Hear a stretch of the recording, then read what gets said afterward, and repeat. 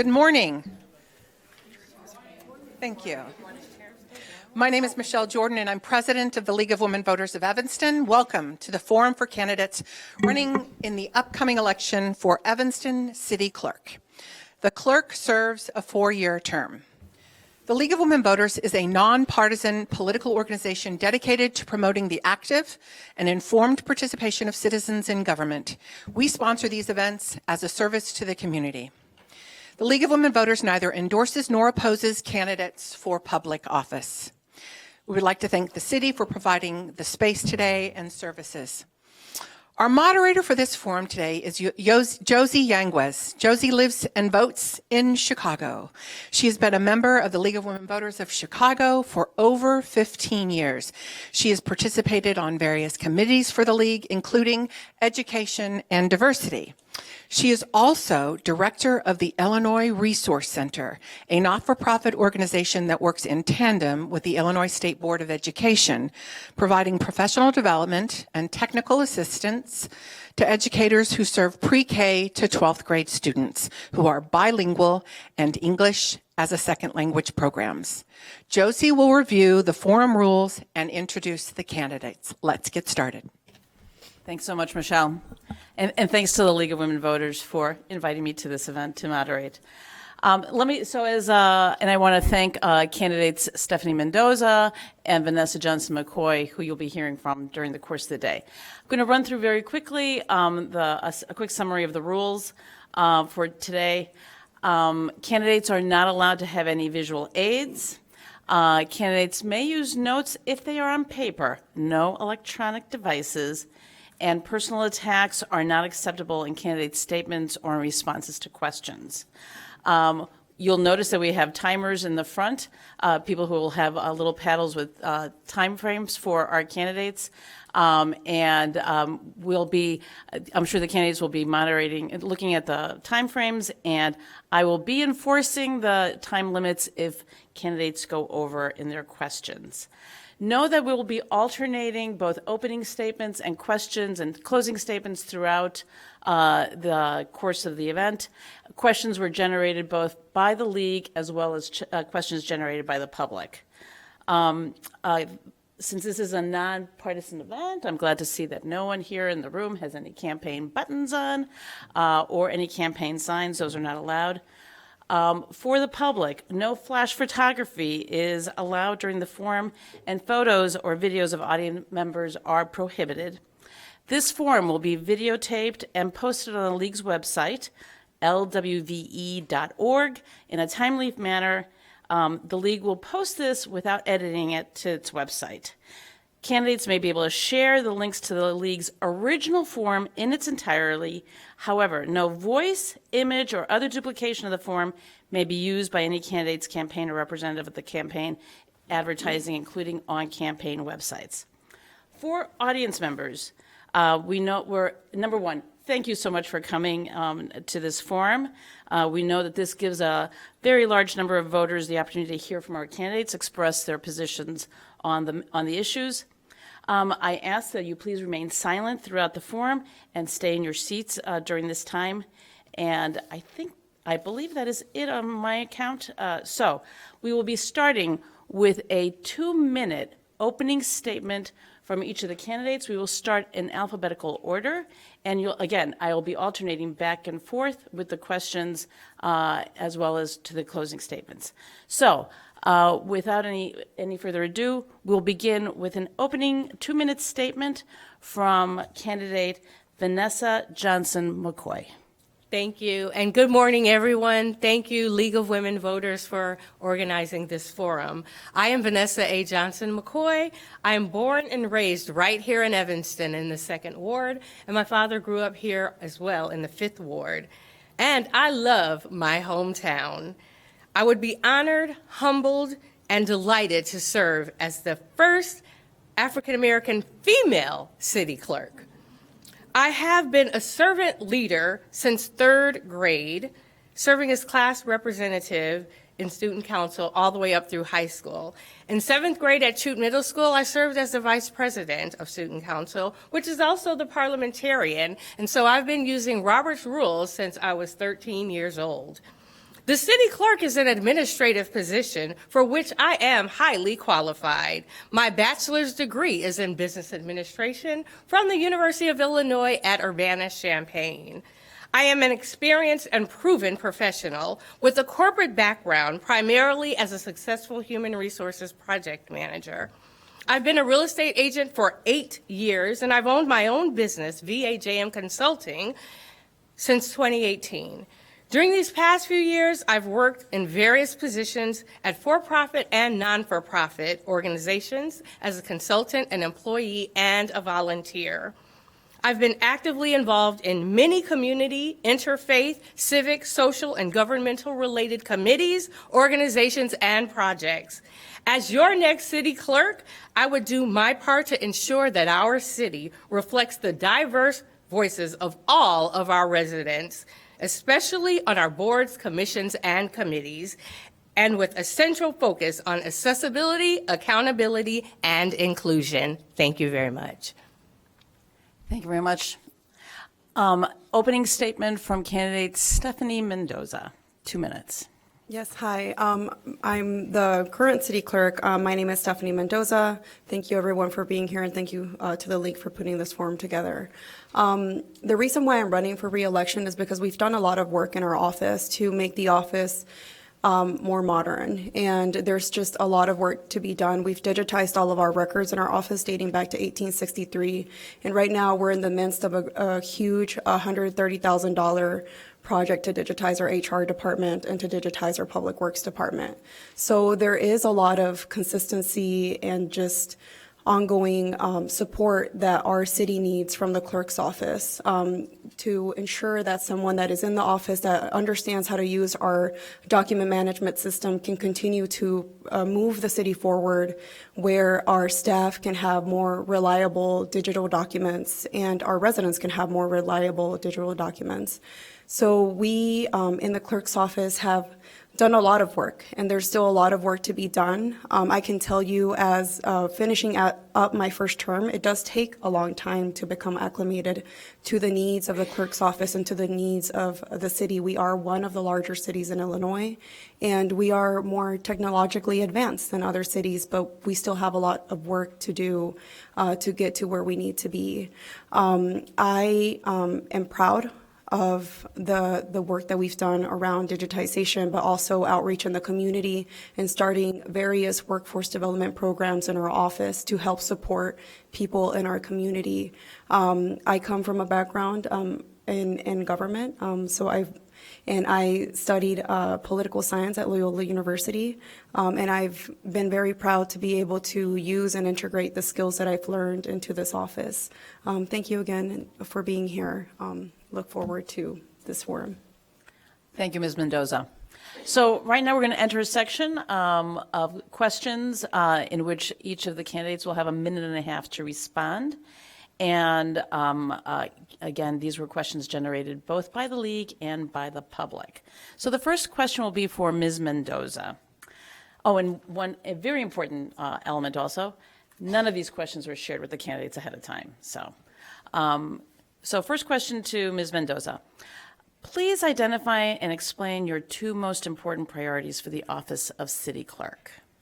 Yes, at the moment, just because of where we are with having the Civic Center moving, right now is ensuring that we are updating our digital record management systems and that we're proactively digitizing records that are used often and frequently by our staff, but also identifying documents that should just be public for our residents. So it does take a large amount of time and support to be able to do that. So that is one of my priorities. And the second priorities is to ensure that we have just faster processes in place for our Freedom of Information Act response time. So right now, the clerk's office manages over 4,000 FOIA requests a year, and we only have 2 full-time deputy clerks in the city clerk. If you go to the office, it may seem like there are more than 3 staff members, but the other staff members that are in our office are workforce development staff. So they are not necessarily trained or have the background to be able to close those FOIA requests. So ensuring that we work on our response time, work on making documents more accessible so we can respond in office and not rely on our staff for responses was the 2 top priorities right now. Thank you very much, Ms. Mendoza. Same question to Vanessa Johnson-McCoy. Please identify and explain your 2 most important priorities for the Office of City Clerk. Sure, thank you. My 2 most important priorities would be accessibility and inclusion. Accessibility, ensuring that what is managed by the Office of the City Clerks, all of the data, all of the resources are easily accessible to the resident or whomever is requesting the information or the resources. So easy to obtain the information, easy to use the information by providing education and training of how to use those resources, where they're located, and of course, with integrity and upholding clear standards and compliance with all of the laws would be my priority, but especially accessibility, being able for the Evanston residents to access what they need. And in addition to accessibility, it would be inclusion. So on our boards, committees, and commissions that we have over 30 of them, we also have over 20 vacancies. So I would love to because the city clerk manages the application process, ensure that our residents know about these openings so that they can participate in government and that those boards, committees, and commissions could be more inclusive to represent all of Evanston. So accessibility and inclusion would be my 2 top priorities. Thank you very much, Ms. Johnson-McCoy. This next question will be directed to Vanessa Johnson-McCoy. Do you plan to expand the duties of the clerk's office? And if so, how and what is your reasoning? Thank you. So I would first need to assess the current duties before determining if I would propose to expand the duties or not. From what I hear from Stephanie, there are quite a bit of duties already. And so it's going to be whatever that the residents want and need and what makes sense. And what, from my project management background, is what fits in the budget and is in the scope. And so I wouldn't be able to say that now if I would plan to expand the duties. I would definitely need to assess first where we are and what needs to happen to make it more efficient. And if that means an expansion, then I would do that. I would solicit an increase in the budget or find volunteers. I'm a master at finding volunteers. So wherever that's possible, collaborating or delegating, I would do that. So at this time, it would be an assessment first once I get in the office. Thank you. Thank you very much. Same question to Stephanie Mendoza. Do you plan to expand the duties of the clerk's office? If so, how and what is your reasoning? Yeah, so at this time, all of the duties that the city clerk has are in the city code, so those are pretty transparent. Those can be found online. With the current budget that we have in place, we do not have the capacity to expand the duties of the city clerk's office, unfortunately, unless the council has appetite to increase the budget of the city clerk's office. We currently do not, unfortunately, have the capacity to do that. My staff work, including myself, work on a daily basis. I come into work and I'm still going home to work. For any of you who receive FOIA requests or do FOIA requests with the office, you know that I'm responding to you sometimes at 11 o'clock at night. So unless that is the culture that we want to continue to cultivate in the office right now, we do not have capacity. If I had the budget to and there was appetite from the council to expand the duties. There was a lot of projects that I wish we could do. I wish we could have a municipal ID for our formerly incarcerated residents and people who are homeless. And I wish we had those municipal IDs, of course, for people who are undocumented, who may not be able to get IDs elsewhere. But, thankfully, to a lot of the changes that we've seen at the state level, it's easier for people to receive those. And with the partnership we have with the DMV, it's been easier to help people get their IDs. And there's other projects that I have expanding. Thank you my very time is much, up. Ms. Thank you. Mendoza. Thank you. All right. The next question will be for Ms. Mendoza. What actions will you take to increase voter registration and voter turnout in elections, particularly municipal elections? Yeah, so currently what we've been doing is we've been doing mass texting. If you've looked at the city clerk's budget, we only have $4,000 a year for outreach for elections, unfortunately. So when we do mass textings to our residents to remind them that there's an election, and of course, like those have to just have a general reminder, hey, it's the clerk's office, just reminding you there's an election, that really does eat up a lot of our budget. So we've chosen texting because it's more affordable than mail, than citywide mail. And then we've also done our best to partner with the high school. We print postcards for them to send out to voters who don't regularly vote. And we've partnered with other organizations that are nonpartisan. They also send postcards. We try to provide lists to people who are interested in doing voter outreach if they reach out to us, so they can help us send things like postcards. But at the moment, that's what we're doing, and then continuing to partnership with organizations. And also ensuring that our partnership with the county, because the county is required to do mailing to our residents to remind them of the elections. So ensuring those reminders go well as well. Thank you. Thank you very much. Same question for Ms. Johnson-McCoy.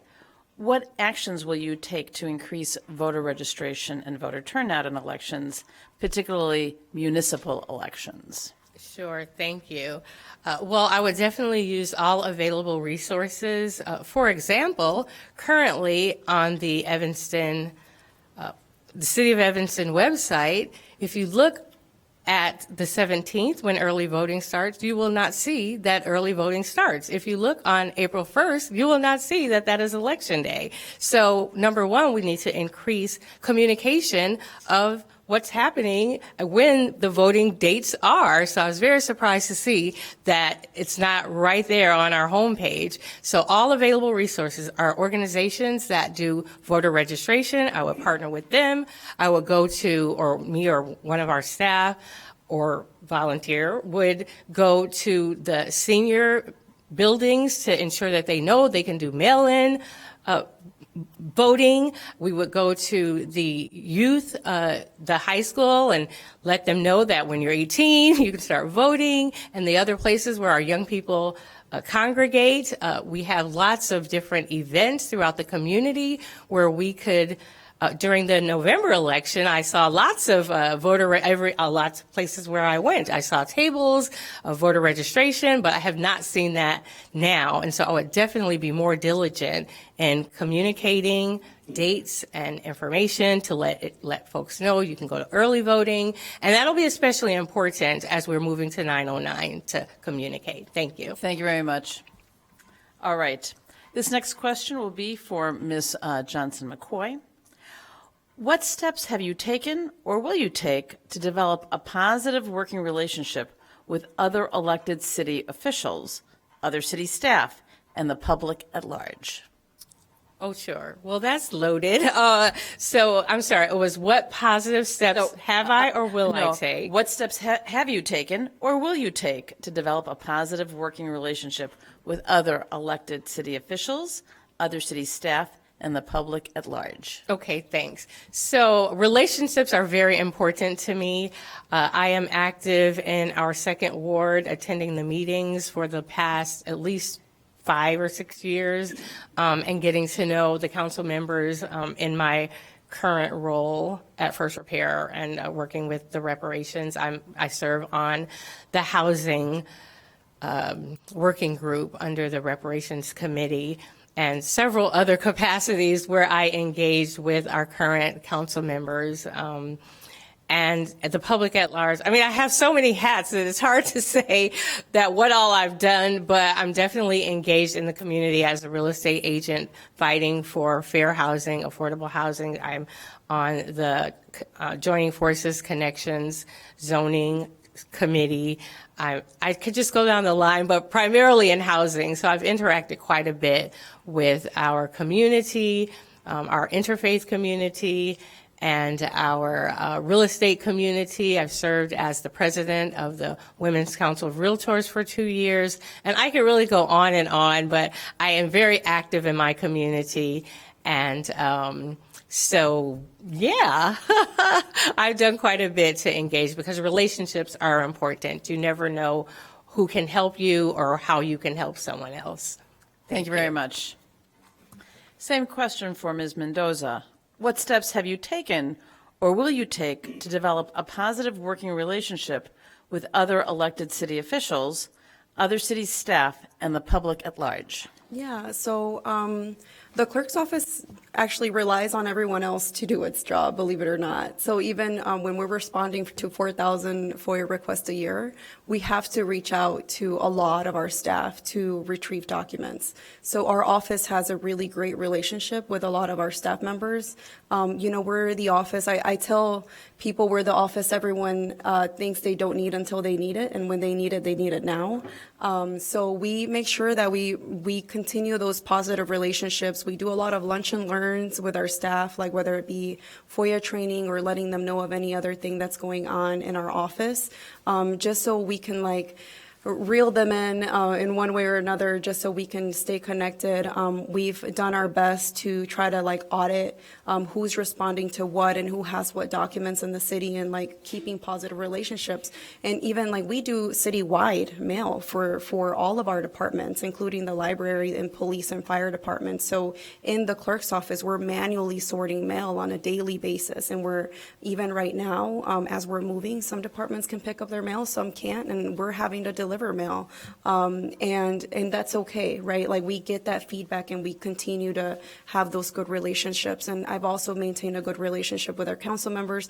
And like I said, we have many workforce development program partnerships in our office with we have partnership with internally with the city, and then externally with different organizations. We go to the high school often. Thank you, Thank Ms. you. Mendoza. All right. Next question for Ms. Mendoza. Some communities in Cook County have appointed clerks. Do you think an elected or an appointed clerk can be most effective, and what are your reasons for this view? Yeah, I think a lot of us here ponder on that question often. I think our residents really value transparency and accessibility. Our residents really value having a voice and say in who is in charge of their documents, who is in charge of the documents that they're investing in as taxpayers. And it's been very clear to me throughout the years that our residents value an elected city clerk, and that's what I value in turn. And unless our residents say otherwise through a referenda, then I really at this point would not be able to formulate an opinion about an appointed clerk. I do know that speaking with other appointed clerks and going through two different statewide meetings, that there is a lot of hesitation, right? When you're the city clerk, you're requiring that the city manager do things. You're requiring that the ethical compliance of our council members and our city managers and our directors. And if you are reporting to the city manager, it's going to be very difficult to tell your boss what to do. If you need a document from a department and and you're not getting it fast enough, you need to be able to go to the city manager, who is not necessarily your direct report, the person that you're reporting to, and tell them, hey, I'm having this issue. I need, this department or whatever to respond faster. So there are benefits to being an elected clerk that I don't know how that would work if you're appointed. Thank you very much. Thank you for that answer. Ms. Johnson-McCoy, same question. Some communities in Cook County have appointed clerks. Do you think an elected or an appointed clerk can be most effective, and what are your reasons for this view? Sure, thank you. Yes, definitely. I agree with Clerk Mendoza that I would prefer an elected as well, because the voices of the residents should be able to vote on who they want in that office serving them. If it was an appointed one, you never know if some personal biases may come into play with who gets appointed, or some type of favoritism. And as she said, it is easier for it to be just that I was elected by the people and I'm going to serve the people. And so totally I am for elected. I'm sure there are some pros to it being appointed, but my preference is still, as we have it here, thankfully, as an elected clerk. Thanks. Thank you very much for that answer. Next question again will be for Ms. Johnson-McCoy. Evanston has a tight city budget, and the clerk's office is a modest part of it. How will you keep expenses within the budget? Oh, sure. Well, as a wife and mother, I know all about budgeting, and also as a project manager, I've had to manage multiple projects, and you have to weigh your needs versus your wants and ensure that you have a timeline that comes in under budget and on time. So I've been doing this for many years, managing tight budgets, even my household budget. So I would look at where we are, what budget is available, and again, look at the needs and the wants. Again, I do this with my real estate clients as a real estate agent. You know, people have a certain amount that they're pre-approved for, and we can't exceed their budget and what's comfortable. And so that is what I would do. I would evaluate our expenses and what we have available, see where cuts can be made, see where we can be more efficient. And as I said earlier, I'm a master of volunteerism. And so if there's anything that could be delegated, shifted to another department, or any way that we can be more efficient, that is what I would look at. So I'm really good at managing my home budget. I own my own business. I've had to manage that for 8-9 years. And so I know all about managing tight budgets, because there's not a lot of access in hardly any of my transactions. So I don't think that would be a problem for me. Thank you. Thank you very much. Same question for Ms. Mendoza. Evanston has a tight city budget, and the clerk's office is a modest part of it. How will you keep expenses within the budget? Yeah, the clerk's office budget is definitely a very, very modest part of the city budget. We're actually one of the offices with the smallest budget, and we have only increasing responsibilities and increasing demands from our residents. And recently, in a roundtable survey did say that, because I know that one of the biggest concerns about the clerk's office is just the inability for us to keep up with like FOIA request responses, right? So we're in that 5 to 10 day window, but sometimes it has to go over. But that's just the realities of having a modest budget. And I did make it clear to our residents, if our residents decide that they want us to be able to do work faster, then they also have to decide if they want an increased budget in the clerk's office, which at this time I don't think that would be the best thing for our residents, especially with property taxes being so high. I would say staying within budget, how we have been doing, and ensuring that we're working the most efficient ways. A lot of our employees are technically considered like confidential employees, so they have to go through a background check, and in order to even just to volunteer doing some of the tasks in our office. So we're definitely doing our best to keep our expenses low and our response times as fast as possible, and keeping that line of communication open with our residents to let them know. Thank you, Ms. Mendoza, for that answer. Thank you. Next question will be directed to Ms. Mendoza. If elected, are there any changes you will implement to ensure that the city clerk's office provides equitable access and services to all Evanstonians? Yes, so definitely ensuring that we're constantly training our staff so they understand how to use our language line. Thankfully right now we actually speak over 4 languages in our office. But in ensuring we continue to do our outreach efforts, we go a lot to our different nursing homes and our independent living homes. We also go a lot to the high school, and we do a lot of outreach events. And so we will ensure that we're continuing to do that outreach and continuing to work with all of our partners. But as far as accessibility and equity goes in our office, we do value a lot of us that work in the office. We're all either first gen college students, or we're also people who never really necessarily had, good experiences growing up with government. So we do our best to ensure that everyone who comes in the office has a positive experience and leaves with the information they need, or at least a road to get to where they need to get. We don't turn people away when they have questions, and we try to do our best to get them what they need, as long as they're willing to collaborate with us to get that information. Thank you. Thank you very much. Same question for Ms. Johnson-McCoy. If elected, are there any changes you will implement to ensure that the city clerk's office provides equitable access and services to all Evanstonians? Sure, thank you.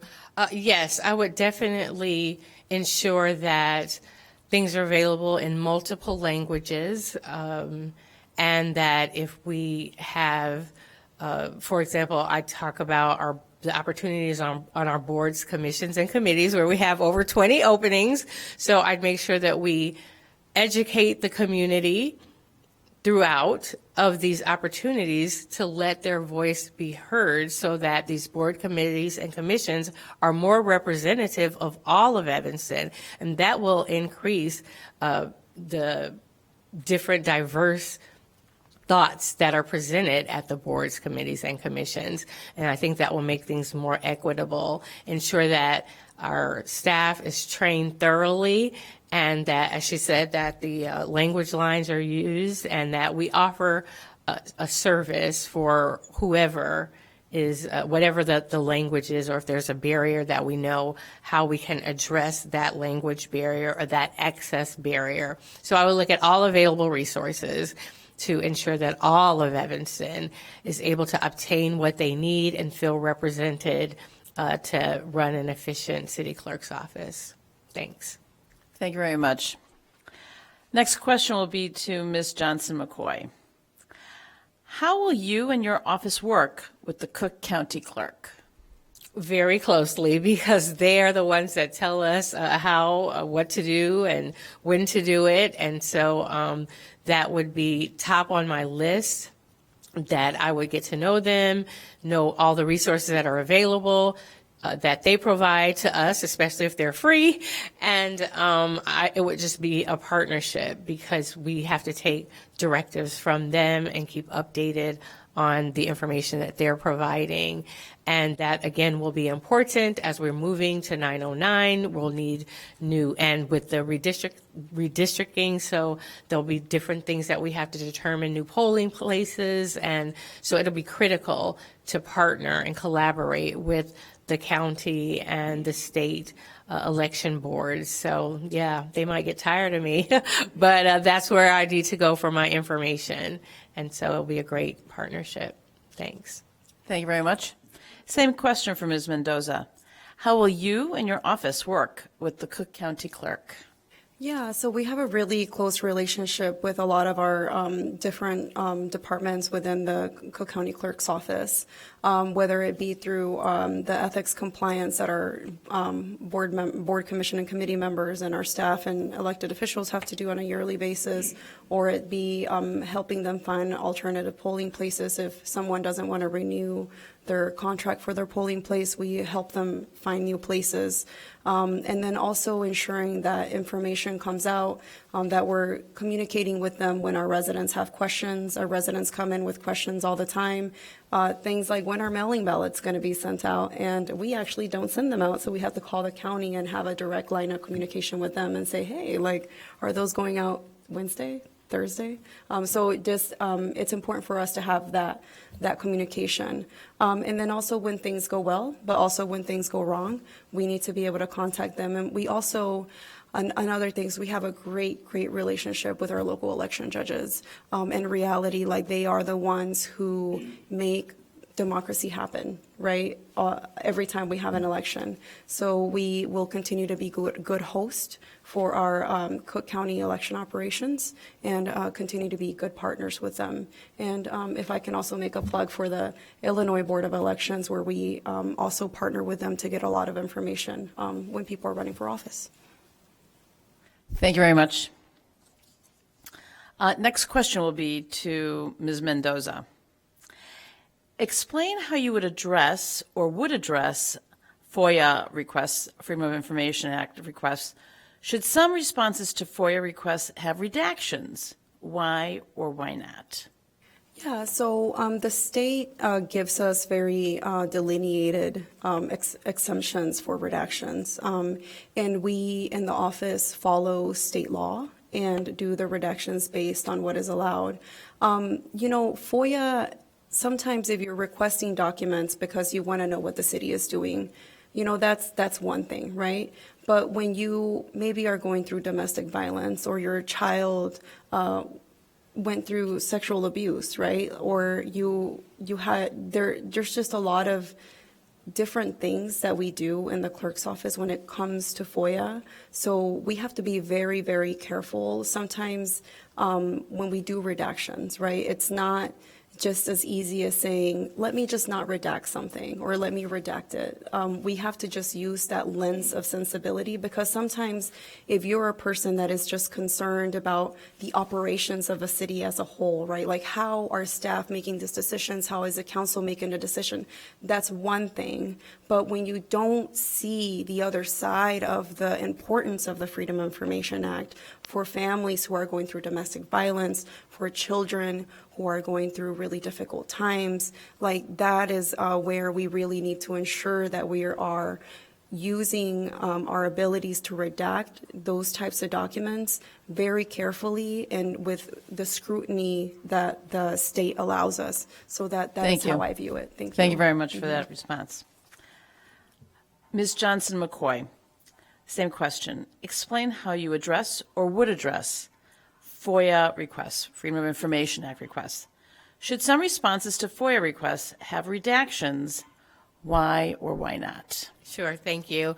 Well, yes, from my human resources experience, from my real estate experience, from working at a medical center, and there's HIPAA, basically what's public is public, and what's private and sensitive and confidential is private, sensitive, and confidential. So you have to maintain a balance of providing and giving the accessible information that is being requested, while at the same time balancing what is not legally able to be shared. So certainly there are times when redaction is warranted, and then what's public is public. And again, that's how I work in real estate. We're not able to disclose certain things because it's confidential. And the same in human resources, all my years in human resources. But again, the public has a right to know what they have a right to know, and then other things they do not. And since I have 30 seconds, I'll just say that my team was wondering why I didn't tell the roundtable my age. Well, I don't have a problem saying I'm 50-something, but for security's sake, I don't necessarily want that in print. And so that is how you balance that. What's the right to know versus what is the need to know? I can do the clerk's job efficiently at 50-something or at 30-something. So that's my answer. Thank you very much. Mm-hmm. Thank you. All right. This will be the last question, and this will be directed to Ms. Johnson-McCoy. What specific experience and skills do you bring to the office? Thank you. So again, it's an administrative position, and my degree is in business administration with a concentration in organizational behavior. I've done project management for many years, so I can look and see what the end result is that's needed and then back up, and I'm very detailed oriented to know what it takes to get to the successful end. And that will be important as we transition to the 909 building.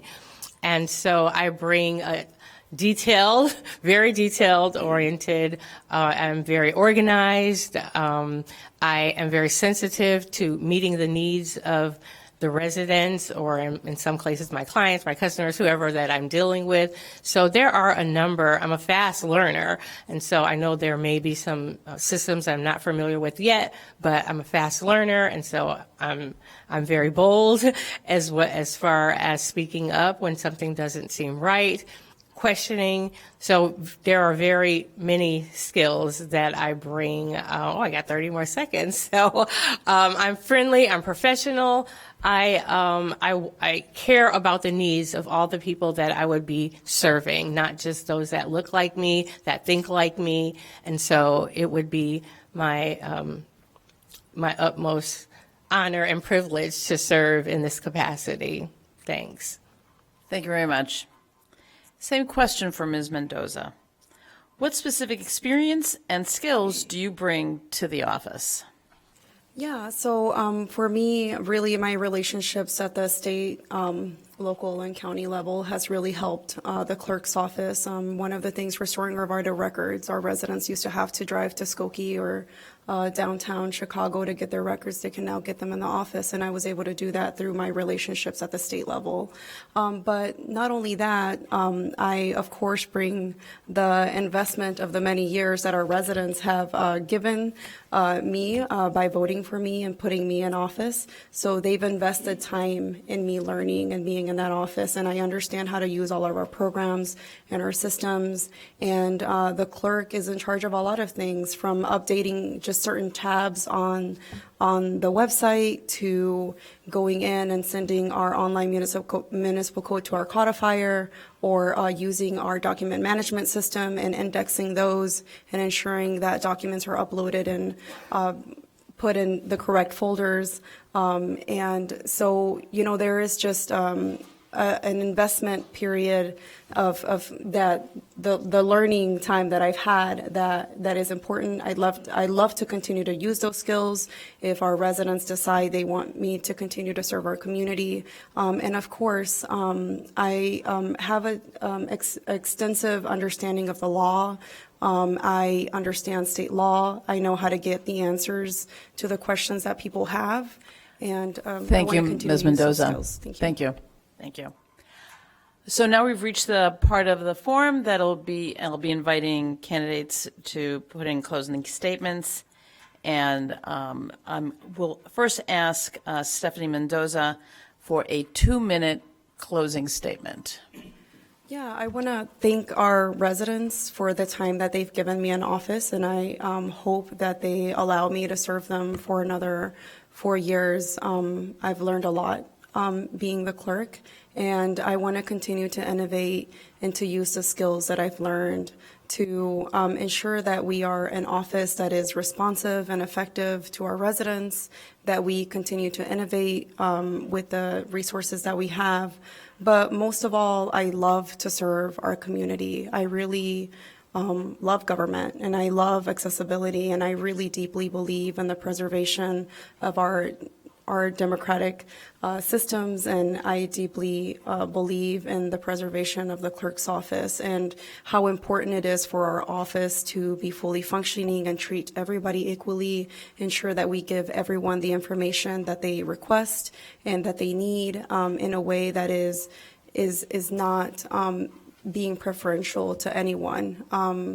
I will continue to keep relationships with our residents, and most of all, I really want to continue to work for our community through our different workforce development programs. We've been able, the MSYP has always existed in the city of Evanston, and not until I came into office were we being a direct participant into employing our 14 to 18-year-olds to get them involved in public service. So that's the type of elected official or public servant that I like to be, one that also creates opportunities for others, our next generation, to understand what public service is and hopefully get them motivated to one day run for clerk and to lead our community and be our next leader. So I just hope our residents give me the opportunity to continue to serve them.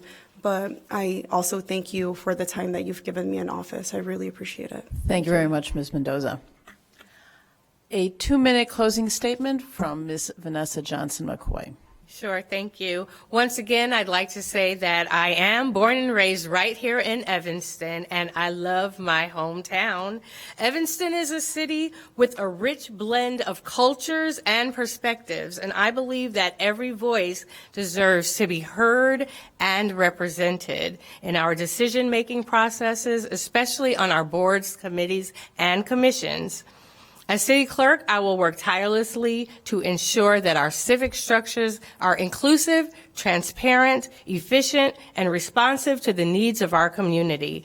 I have the experience, the professionalism, the caring heart, the deeply rooted community connections, knowledge, skills, and abilities that it would take to be an effective and efficient city clerk. By prioritizing accessibility, accountability, and inclusion, I will make the city clerk's office a cornerstone of professional service and trust for all residents. Together, we can ensure that Evanston will be a city where every voice is heard, every record is accessible, and every resident is represented. I would strive to make the Evanston City Clerk's office a model for transparent, trustworthy, efficient, responsive, and inclusive governance. I am ready to serve. I'm ready to listen. I'm ready to work with each of you to strengthen our community. I look forward to the opportunity to earn your trust and your vote. I look forward to serving you and working together to help make Evanston the most livable city in America. I will be a city clerk for all. So remember to write my name in so we can win. Vanessa Johnson McCoy for Evanston City Clerk. Write my name in so we can win. Thank you very much. Thank you very much. Thank you very much to both of our candidates, to Vanessa Johnson McCoy, to Stephanie Mendoza. Please, audience, let's give them a round of applause for their thoughtful answers.